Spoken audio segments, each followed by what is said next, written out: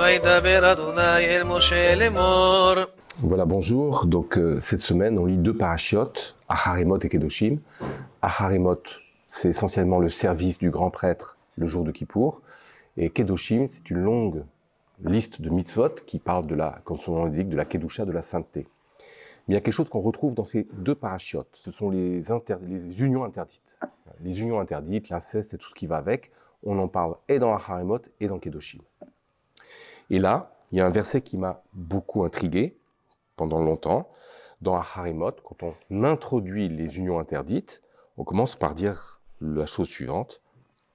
Kemaase Eretz Mitzrayim, comme les agissements de la terre d'Égypte, Asher Yeshaftem Ba, dans laquelle vous étiez installés, Lotas, où vous ne ferez pas. Ou Kemaase Eretz Kenaan, et comme les agissements de la terre de Kenaan, Asher Animevi Etrem Shama, vers laquelle je vous amène, vous ne ferez pas. Donc c'était des peuples immoraux, il ne faut pas se comporter comme eux. Rashi, sur le verset, dit la chose suivante. De là, j'apprends que les peuples les plus dépravés au monde étaient les Égyptiens et les Cananéens. Et il rajoute, et en Égypte, la région la plus dépravée était la région sur laquelle résidaient les Bnei Israël, c'est-à-dire la terre de Goshen. Donc en d'autres termes, les Bnei Israël sont venus s'installer dans le pays le plus dépravé et dans la région la plus dépravée du pays le plus dépravé. Alors là, il se pose une question énorme.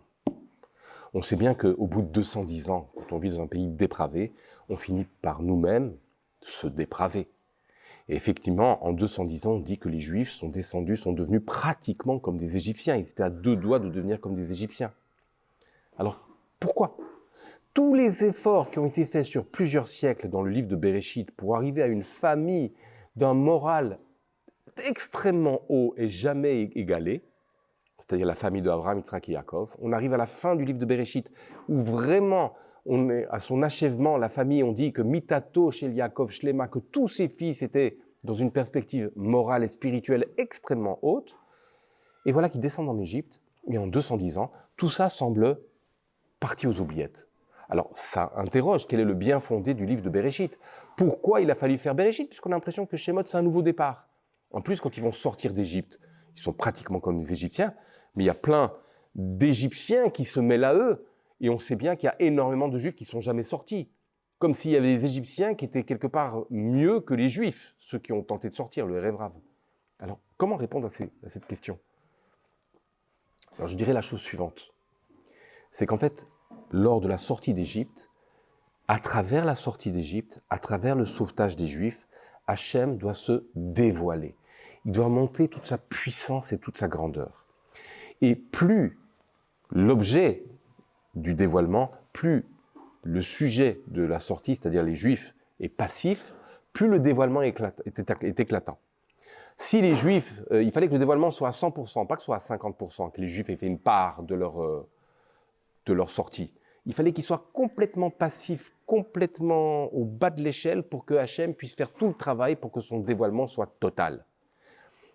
Mais alors, du coup, se repose la question, mais alors pourquoi, puisqu'on a l'impression que c'est un nouveau départ, quel intérêt de me parler d'Abraham, Yitzhak et Yaakov et de l'aventure du livre de Bereshit ? En fait, les Bnei Israël en Égypte se souvenaient qu'ils étaient des descendants d'Abraham, Yitzhak et Yaakov. Ça, ils s'en souvenaient. Ça, c'est resté. Et c'est comme une compétition sportive.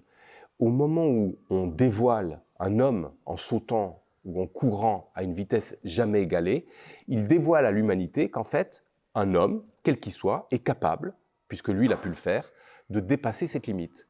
La même chose, Avraham, Yitzhak et Yaakov, à l'issue du livre de Bereshit, ont montré qu'un homme était, oui, capable d'atteindre, d'accéder à un niveau moral et spirituel aussi haut. S'ils ont pu le faire, c'est-à-dire que tout homme peut le faire. Et donc, les Bnei Israël, c'est vrai qu'ils étaient tombés au dernier degré de Touma, comme on dit. Mais quelque part, ils savaient que ce niveau était possible en se réclamant d'Abraham, Yitzhak et Yaakov. Et c'est comme ça qu'ils ont pu, en seulement 50 jours, d'ailleurs, quand on a dépassé un record sportif, très vite, d'autres personnes réussissent à atteindre le même record et le dépasser, puisque ça a été dévoilé une fois. Quand ils sont sortis d'Égypte, ils savaient qu'ils étaient capables, puisqu'ils descendaient d'Abraham, Yitzhak et Yaakov, d'atteindre ce degré.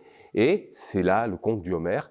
En 50 jours, jour après jour, ils se seront rehissés au niveau moral de Abraham, Yitzhak et Yaakov pour recevoir la Torah à Shavuot. Shabbat Shalom.